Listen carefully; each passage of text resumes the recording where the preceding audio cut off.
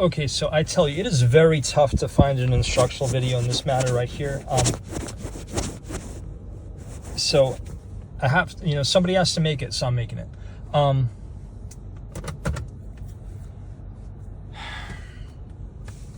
And I promise you won't need to see every little detail of the car to do this.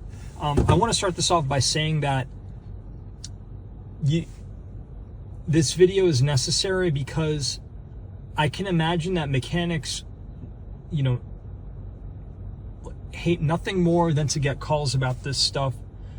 It's just very hard to build up this kind of a problem. It's like, okay, you have something that can be done in a few minutes. Like, do I take advantage of the customer and just bring them in? Because, the supervisor's not really watching, whoever's not really watching, is supposed to be watching, is not really watching? Or do I just help the person out? And, if they, I can, one or two things will happen here if you call up a mechanic about this. One, he's either going to get really pissed that, that he has to go through this process because, the person probably needs to repeat it to themselves a few times, or they probably have 1,000 things to say.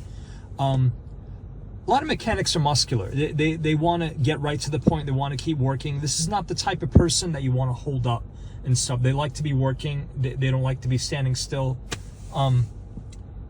They don't like any nonsense. These are no nonsense people.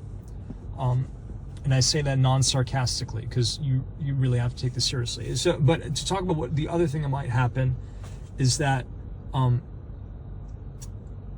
they do help you, they take you in, and now you're being charged unnecessarily for something that can be fixed in a few moments. So let me just lay that out. So we're going to start this off here by making sure the car is off.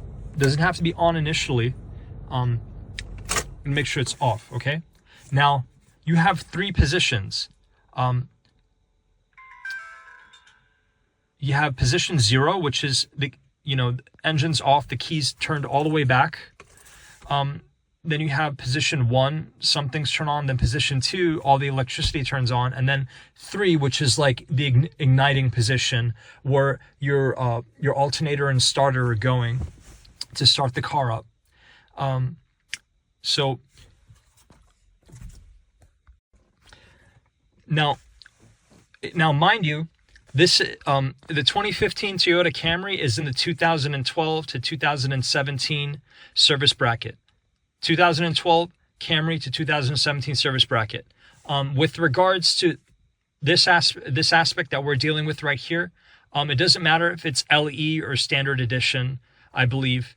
Damn, I probably shouldn't have said that bit honestly though, because that's kind of, I'm not a certified mechanic, so I might be going a bit out of my range there. But anyway, so we're going to get the key to position 2. Remember, we're starting up at 0 and stuff, meaning the keys turn all the way back. Here we're at 0, here's 1, here's 2. Now in 2, your odometer reading is going to come up. You want to take it to where it says trip A, and then turn the car off, back to position 0, okay? Now here, you want to hold down the odometer button and then turn it back to position 2.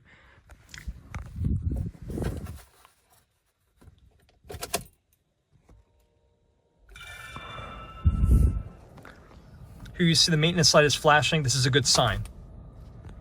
And from here, it should stay off.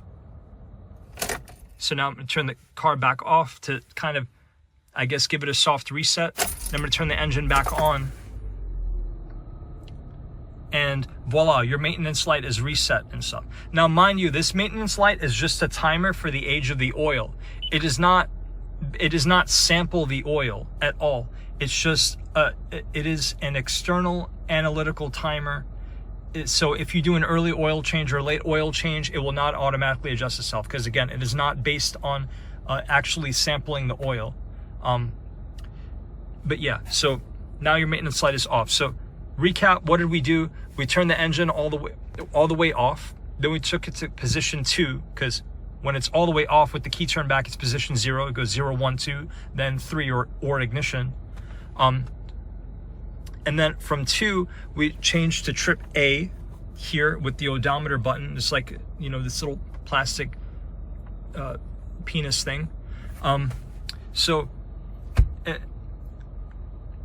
then we held down that button, we turned it off, we kept it held down, and then we turned it back on, which turned off the maintenance light. Yeah.